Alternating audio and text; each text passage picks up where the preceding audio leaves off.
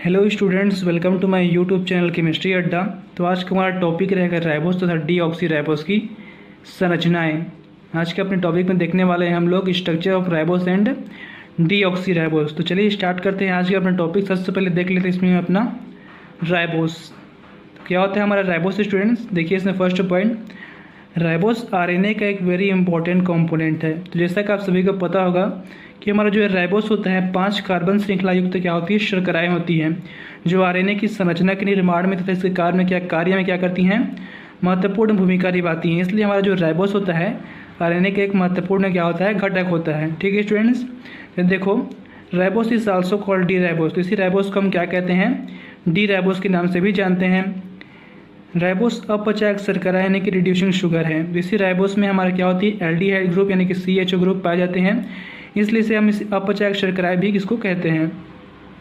देखो इसमें हमारा अगला पॉइंट, राइबोस मोनोसेक्राइड ग्रुप के एल्डोपेंटोस के रूप में क्लासीफाई किए गए हैं।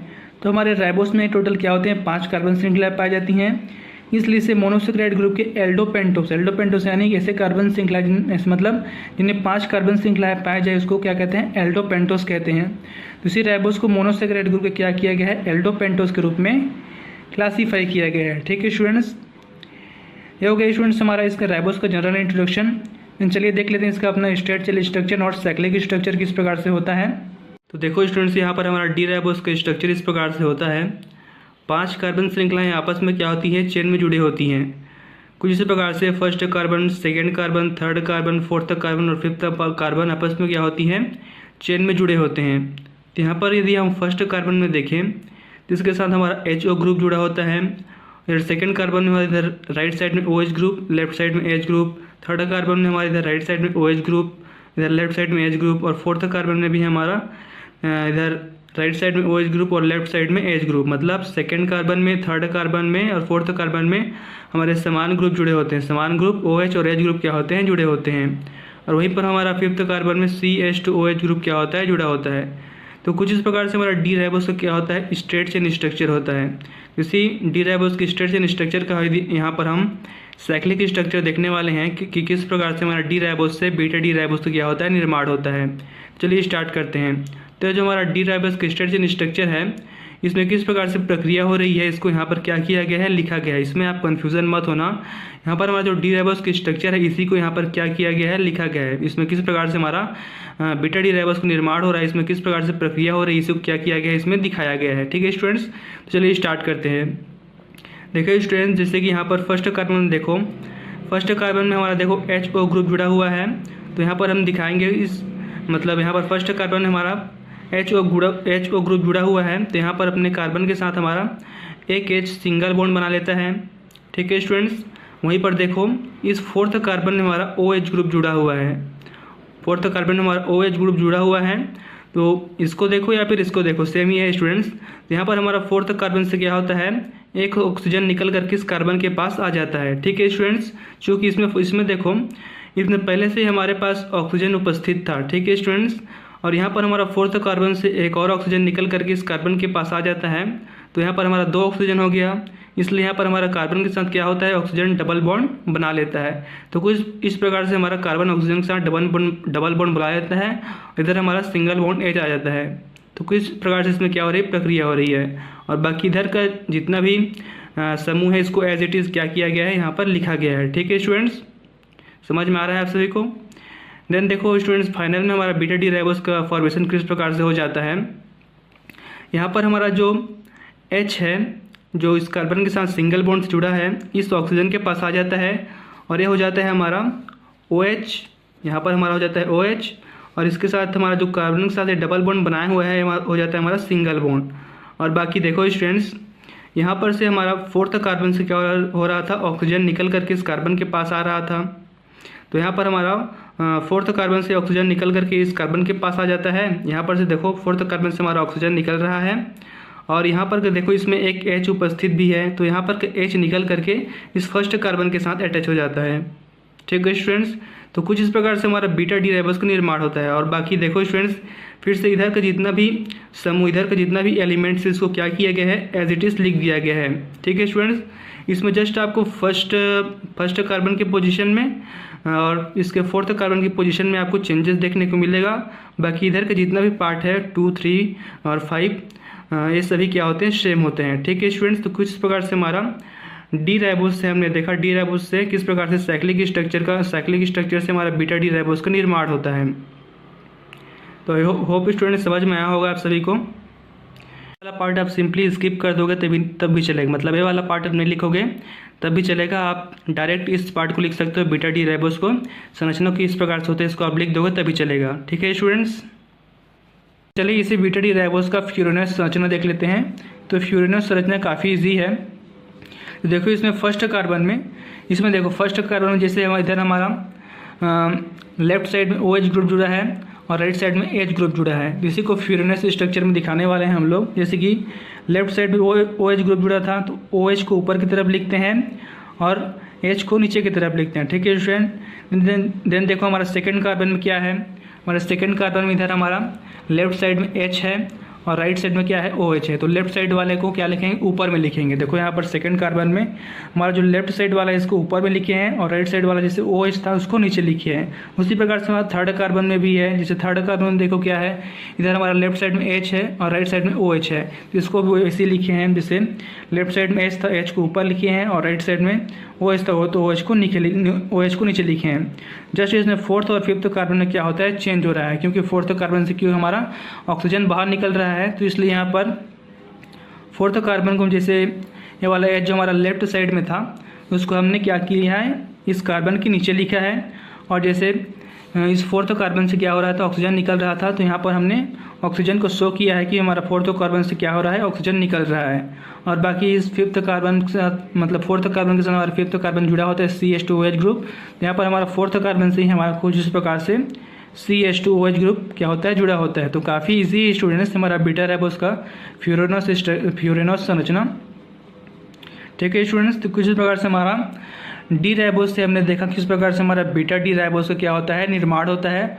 उसके बाद देखा हमने फ्यूरेनस संरचना बीटा राइबोस का। लेकिन चलिए देख लेते हैं हम इसमें अपना सेकेंड डीऑक्सी राइबोस। हमारा डीऑक्सी राइबोस क्या होता है, तो देखिए इसमें first point, deoxy ribose DNA का इंपॉर्टेंट कंपोनेंट है।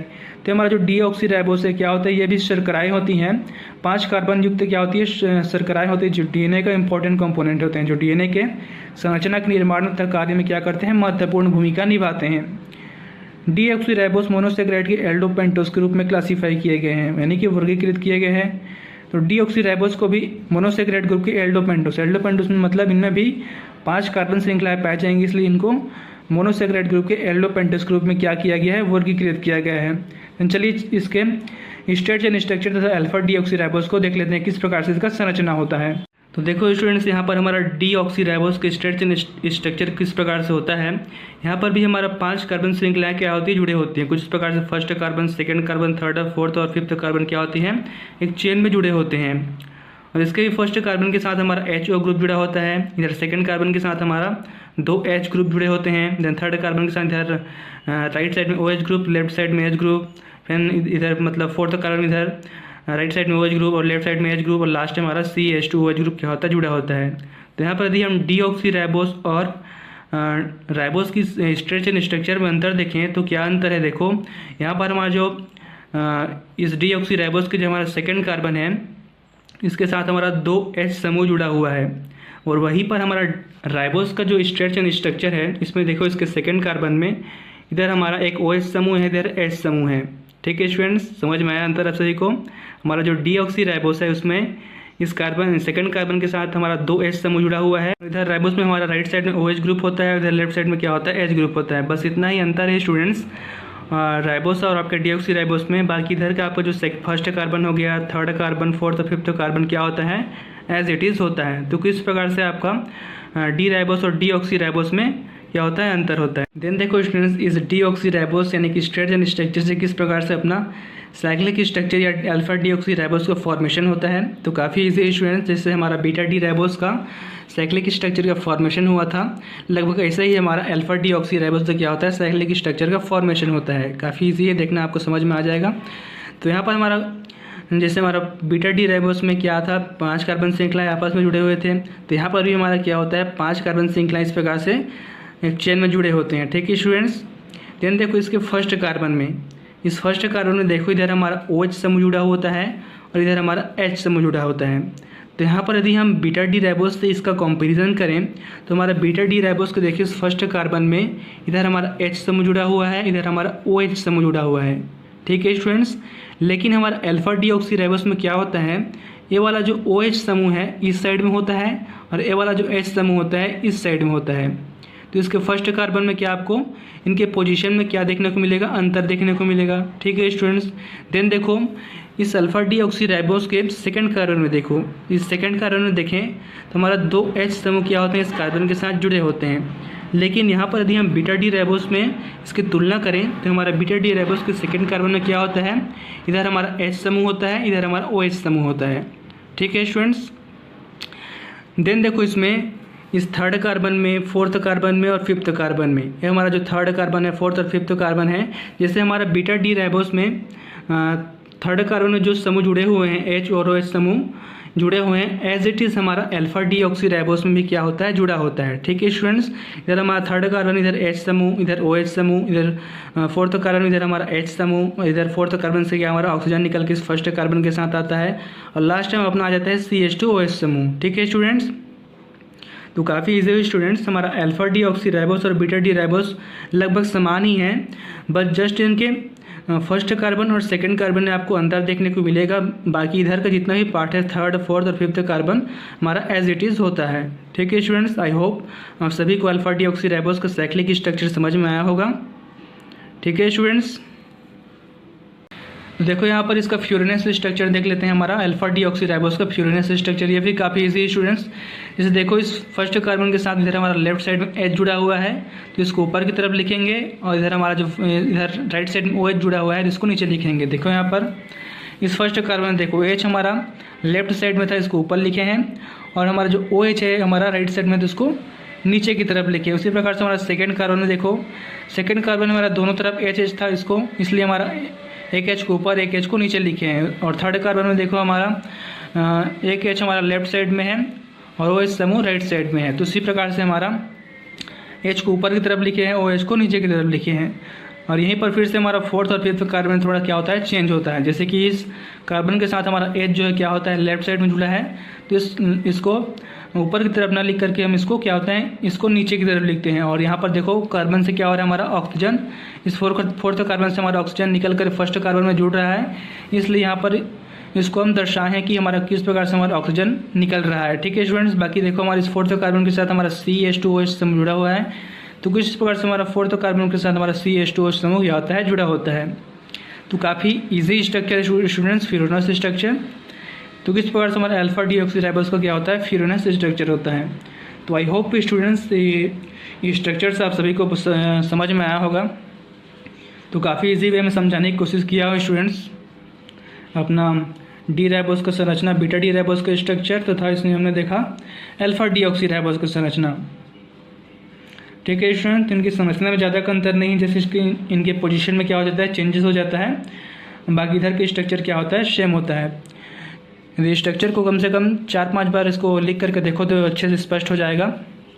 चलिए स्टूडेंट्स, ये था आज का हमारा टॉपिक। इसमें देखा हमने राइबोस तथा डी ऑक्सी राइबोस की संरचनाएं।